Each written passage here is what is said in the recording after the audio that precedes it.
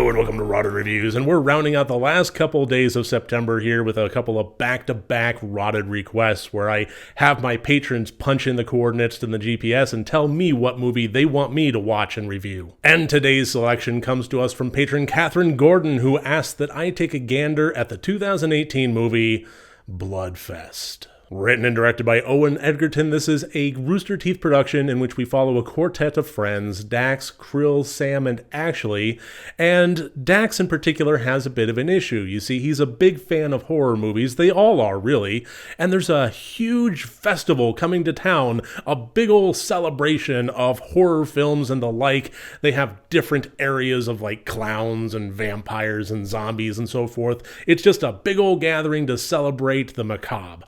Unfortunately, Dax's father is not really that keen on the idea and prevents him from going. Bloodfest is a gathering of freaks and degenerates celebrating mindless violence and gore. But even so, they find a way to get there anyway, and once they do, they find that they are not only locked in, but things are more than they appear as the fictional becomes real overnight. So what once was going to be a scary festival turns out to be a fight for their lives as they make their way through the areas and try to get out. So what did I think of this movie?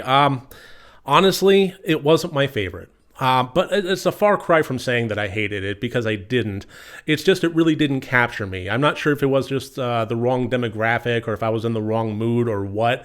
But I kind of found that the tongue-in-cheek nature of this really didn't resonate with me. It kind of had this ambition to be a little bit more grounded, but then it also went so silly at times that it was hard to take it seriously, and I really just didn't know where to land with this. I found it to be very entertaining, and I found the characters to be somewhat passable. I didn't really have a huge problem with either of them. The only thing that I even hesitate to bring this up, but it honestly, I just can't not. But having 𝗘𝗾𝘂𝗶𝗽𝗺𝗀 play Krill was a good character. It was good move there, had some interesting arcs to it. But Robbie Kay as Dax wasn't a bad fit. Honestly, it just kind of felt like, and I don't know, this is maybe too mean, just felt very much like a great value generic brand Tom Holland. Having 𝗘𝗾𝘂𝗶𝗽𝗺𝗀 play the sidekick to a young, boyish, charming, skinny white kid, I don't know, it felt a little bit too much like an echo. And that might not be fair. SpiderMan Homecoming came out in 2017, this came out in 2018, but that doesn't necessarily mean that Bloodfest was just kind of trying to copy-paste that dynamic. It could be that this was filmed prior and just kind of struggled for release. I don't really have the background information on that, but it was just something as I was watching it that I just couldn't get out of my brain. But more than anything else, I think what it came down to was the suspension of disbelief was just too big of an ask. Given the nature of what was going on in terms of whether it was real or whether it was supernatural or whether it was a big old joke, I don't want to get into spoilers, so I'm not going to do any kind of reveals of the plot as far as that goes. But what I will say is that given the nature of what was actually going on, the suspension of disbelief that this could possibly happen was just too much. I think overall, despite the fact that this actually does have some pretty intense moments of violence and gore and so on, that probably the target audience of this is going to be around the 15 to 17 year age range. And given that, I also recognize that it might not resonate for me as strongly as some other demographics. As far as what I did like about this, I found the filming style to be very adept and competent. No real issue there. The layout and the setting and the festival and so forth, I thought was done fairly well.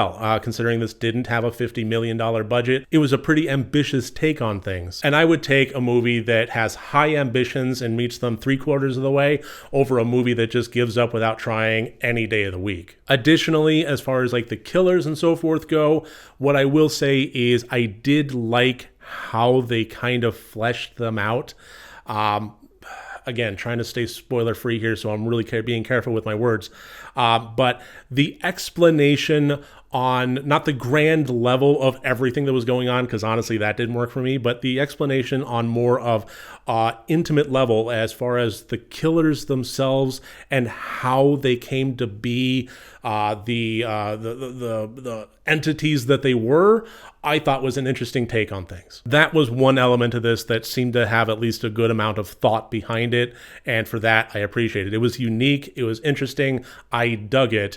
It's just kind of a shame that it was a very intricate and interesting piece of a puzzle that ultimately led to a picture that I found entertaining, but otherwise kind of fell flat. Again, I didn't hate this one, and I'm not recommending against it, certainly not. I have seen far, far, far worse movies, even in just this last month alone. But even so, I would say that I softly recommend the 2018 movie Bloodfest, just so long as there's expectations in line with being entertained, but not necessarily being intellectually stimulated. Sometimes there's room in the world for just a good old juvenile splatterfest, and if that's the mood you're in, then I think you could do a whole lot worse than this movie. So thank you, Kathryn Gordon, for recommending this one to me, and thank you for watching this video. I look forward to seeing you tomorrow as we round out the rest of this month with the next Rotted Request.